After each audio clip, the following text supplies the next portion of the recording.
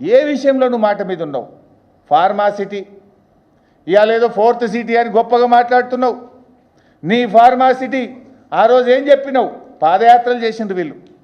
సీతక్క గారు, బట్టి విక్రమార్క గారు, ఉత్తమ్ కుమార్ రెడ్డి గారు ఈ ఫార్మాసిటీ ప్రాంతంలో పాదయాత్ర చేసి కేసీఆర్ గారు మీ భూములు లాక్కుంటున్నాడు, ఫార్మాసిటీ వద్దు, కాంగ్రెస్ అధికారంలోకి వస్తే మీ భూములు మీకు వాపసు ఇస్తామని మాట్లాడింది కదా.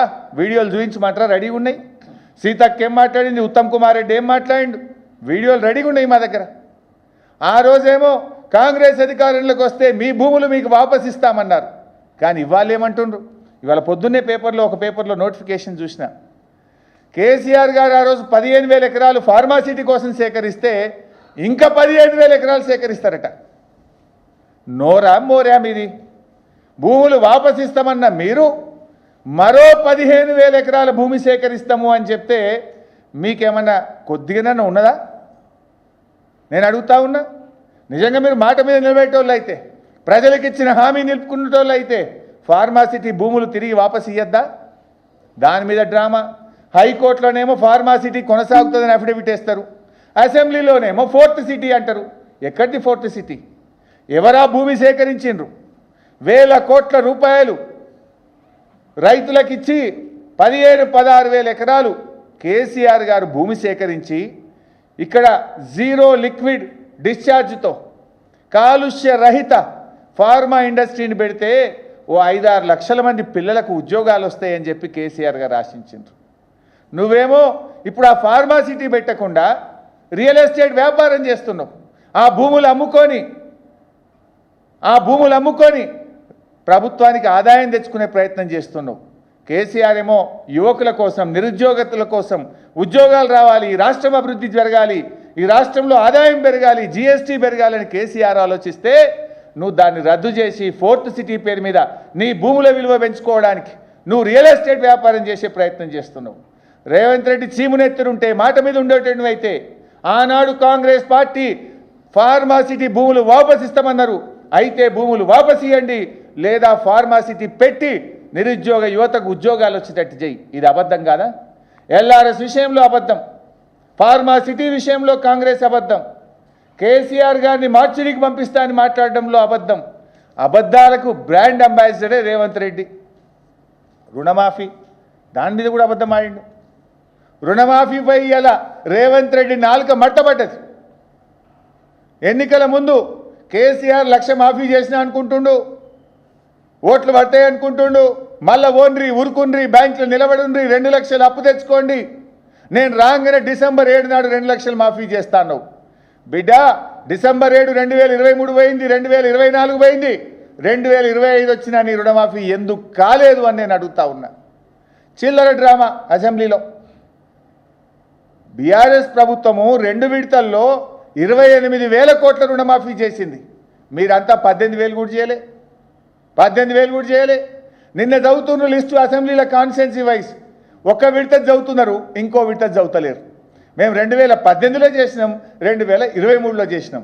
2023 చదువుతుండ్రు, 18 కలుపుతలేరు. మొత్తం 28,000 కోట్ల మాఫీ చేసినాం. నువ్వేం చెప్పినావు? డిసెంబర్ 7 నాడు 2 లక్షల పైన మాఫీ చేస్తా, తర్వాత దేవుళ్ళ మీద ఒట్లు పెట్టి 15 ఆగస్టుకు మాఫీ చేస్తా, తర్వాత మహబూబ్ నగర్ సభలో నవంబర్ 30 నాడు మొత్తం మాఫీ చేస్తున్నా అన్నావు. మళ్ళీ జనవరి 26 డెడ్లైన్ పెట్టినావు. కానీ ఇయాలటి కూడా రుణమాఫీ కాలే. పెద్ద పెద్ద మాటలు, డైలాగులు ఇచ్చిపెట్టుంది. నేను సవాల్ విసురుతున్న బట్టి విక్రమార్కకు, రేవంత్ రెడ్డికి, మదిరకు పోదామా, కొడంగల్కు పోదామా, సిద్దిపేటకు పోదామా, ఈ రాష్ట్రంలో ఏ ఊరుకు పోదామో చెప్పండి. ఏ ఊర్లోనైనా సంపూర్ణ రుణమాఫీ జరిగిందంటే నేను అక్కడే ముక్కు నేలకు రాస్తా, జరగకపోతే మీరు ముక్కు నేలకు రాసి క్షమాపణ చెప్తారా అని చెప్పి ఈరోజు రేవంత్ రెడ్డిని నేను అడుగుతా ఉన్నా. ఇలా రుణమాఫీ విషయంలో నాలుక మట్టబడ్డది. ఇదే రేవంత్ రెడ్డి ఏమన్నాడు? 2 లక్షల పైన వాళ్ళు డబ్బులు కట్టుండ్రి, మీకు కూడా మాఫీ చేస్తా అన్నాడు. నువ్వు ముఖ్యమంత్రివి, నీ మాట నమ్మి డబ్బులు కట్టిన పాపానికి ఇవాళటికి రుణమాఫీ అవుతలేదు. 2 రూపాయలు 3 రూపాయల మిత్తికి తెచ్చి కట్టిండ్రు. కొత్త అప్పులైనవి తప్ప ఇవాళ వాళ్ళ రుణమాఫీ ఎప్పుడు చేస్తావో దానికి ఒక సమాధానం లేదు ప్రభుత్వం నుంచి. అడుగుతా ఉన్నా, ఎప్పటిలోగా సంపూర్ణమైన రుణమాఫీ చేస్తారు? ఇవాళ మొత్తం రుణమాఫీ చేయాలంటే 49,500 కోట్లు కావాలి. నువ్వు చెప్పింది 31,000 చేస్తా అన్నావు, కానీ చేసింది 16-18 చేసినావు. పావుల 30 పైసలే చేసినావు. ఇంకా ఆటాన బారాన మంది మిగిలే ఉన్నారు ఊళ్ళల్లో. అది ఎప్పుడు చేస్తావో చెప్పాలి. నువ్వు నిజంగా చేసినా అంటే ఏ ఊరికి పోదామో చెప్పు, ఎప్పుడు పోదామో చెప్పు, నేను మాట్లాడడానికి మీ వెంట రావడానికి సిద్ధంగా ఉన్నాం. పోదాంపా, గన్మెన్లు లేకుండా, సెక్యూరిటీ లేకుండా ఈ రాష్ట్రంలో ఏ ఊరికి పోదామప్పా, పోయి అడుగుదాంపా. ఆ కచేరీ కాడ కూర్చొని రుణమాఫీ అయిందా కాలేదా ఏ ఊర్లో పోయి అడుగుదాం. నువ్వు రెడీగా ఉన్నావా? నిజంగా నువ్వు చేసింది నిజమైతే, రుణమాఫీ జరిగిందని నువ్వు నమ్మితే ఎందుకు భయపడుతున్నావు? పోదాంపా, ఏ ఊరికి పోదాం. నువ్వు రావట్లేదంటే నువ్వు రుణమాఫీ చేయనట్టు, రైతుల్ని మోసం చేసినట్టు. నువ్వు చేసినోడివైతే పోదాం, కొడంగల్ నీ కాన్స్టిట్యున్సీలో ఏ ఊరికి పోదామో పోదాంపా అంటే నువ్వు చేయలే, మోసం చేసిన రుణమాఫీ విషయంలో కూడా. నిన్న ఆయన మాట్లాడు ఎంత చిల్లరగా మాట్లాడినరు రేవంత్ రెడ్డి గారు, మీరు చూశారు. బీజేపీతో కుమ్మక్కు రాజకీయాలు. నిన్న జరిగిన చర్చ ఏంది? గవర్నర్కు ధన్యవాదాలు తెలిపే తీర్మానం. కానీ నిన్న రేవంత్ రెడ్డి ప్రసంగం చూస్తే ఏం కనబడుతుందంటే, మోడీ గారిని ప్రసన్నం చేసుకోవడానికి ఆయన తాపత్రయపడ్డట్టు కనబడుతున్నది. మోడీ గారి మెప్పు పొందడానికి ఉపన్యాసం ఇచ్చినట్టు కనబడ్డది. కాంగ్రెస్ ముసుగులో ఉన్న బీజేపీ మనిషి రేవంత్ రెడ్డి అని నిన్న తేట తెల్లమైపోయింది. ఇవాళ రేవంత్ రెడ్డి చెప్పడమే కాదు, బీజేపీ ఎమ్మెల్యే లేచి కూడా చెప్పిండు కదా, ఇవాళ రేవంత్ రెడ్డి మంచిగా మాట్లాడి మా బీజేపీని మంచిగా మెచ్చుకున్నాడు, మోడీని మంచిగా మెచ్చుకున్నాడు, మావాడు మంచివాడు అన్నాడు. ఇక ఇక రేవంత్ రెడ్డి ఏమో మోడీ అచ్చాహే అంటాడు, బీజేపీ అయినేమో రేవంత్ రెడ్డి అచ్చాహే అంటాడు. వీళ్ళ మైత్రి బయటపడ్డది నిన్న కుల్లా రాష్ట్ర ప్రజలకు అర్థమైపోయింది. ఇప్పుడు గతంలో మన రాహుల్ గాంధీ గారు ఒక మాట అనేవారు, చౌకీదార్ చోర్ హై అని రాహుల్ గాంధీ అంటుండే. ఇవాళ రేవంత్ రెడ్డి ఏమంటుండు? చౌకీదార్ మేరా బడే బాయి హై అంటుండు. మరి ఇప్పుడు రాహుల్ గాంధీ చెప్పింది నిజమా, రేవంత్ రెడ్డి గారు చెప్పింది నిజమా? రేవంత్ రెడ్డి గారు మాట్లాడుతూ మోడీ గారు చాలా మంచోడు, కిషన్ రెడ్డి చెడ్డోడు అంటుండు. మరి రాహుల్ గాంధీ పొద్దుగా లేస్తే ఏమంటాడు? మోడీ చెడ్డోడు అని రాహుల్ గాంధీ అంటుండు. రేవంత్ రెడ్డి ఏమో మోడీ మంచోడు అని రేవంత్ రెడ్డి అంటుండు. అంటే ఇప్పుడు రేవంత్ రెడ్డి గారు మీరు మోడీ గారు మంచోడు అంటే రాహుల్ గాంధీ చెడ్డోడు అన్నట్టే కదా. నువ్వు ఏం చెప్పదలుచుకున్నావు నేను అడుగుతా ఉన్నా. ఇంకైనా నిన్న మాట్లాడుతూ నేను రెండోసారి గెలుస్తా అనేకను నిన్న చిట్ చాట్లో మాట్లాడిండు.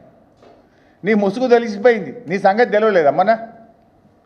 గ్రాడ్యుయేట్ ఎమ్మెల్సీ ఎన్నికల్లో నువ్వు నీ మంత్రులు గల్లీ తిరిగిన, కాళ్ళు ఏళ్ళు పట్టుకున్న, నీళ్ల ప్రాయంగా డబ్బులు ఖర్చు పెట్టిన రాష్ట్రంలోని మేధావి లోకం నీ పాలన బాగలేదు అని నిన్ను బండకేసి కొట్టింది. అయిపోయింది నీ పని.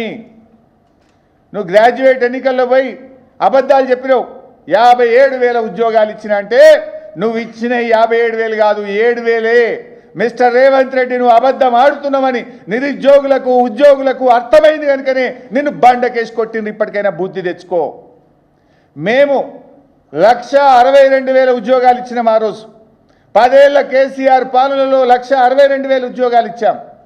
పోలీస్ కానిస్టేబుల్ కానీ, స్టాఫ్ నర్సులు కానీ, నిన్నగాక మొన్న ఇచ్చిన లెక్చరర్ ఉద్యోగాలు కానీ, ఇవన్నీ కేసీఆర్ గారి హయాంలో నోటిఫికేషన్ ఇచ్చి, పరీక్ష పెట్టి, ఫలితాలు ఇచ్చి, చిన్న కోర్టు కేసుల వల్లనో ఇంటర్వ్యూల కోసమో ఆగి ఉన్న వాటికి నువ్వు పత్రాలు పంచి నేను ఉద్యోగాలు ఇచ్చినా అంటే నమ్ముతారా?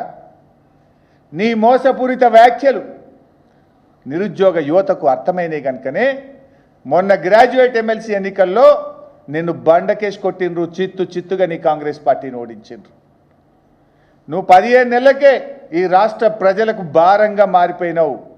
రెండోసారి నీకు అవకాశం మాట పోయింది. ఆల్రెడీ మొన్ననే నీ ఓటమి, నీ పతనం ప్రారంభమైంది. నీదంతా వన్ టైం సెటిల్మెంట్. ఏ సెంటిమెంట్ కూడా నిన్ను కాపాడలేదు రేవంత్ రెడ్డి. ఎప్పుడు ఎన్నికలు జరిగినా ఈ రాష్ట్ర ప్రజలు నీ పులుసు తీయడానికి సిద్ధంగా ఉన్నారు రేవంత్ రెడ్డి. ఆ విషయం గుర్తుపెట్టుకోవాలని చెప్పి నేను మనవి చేస్తా ఉన్నా.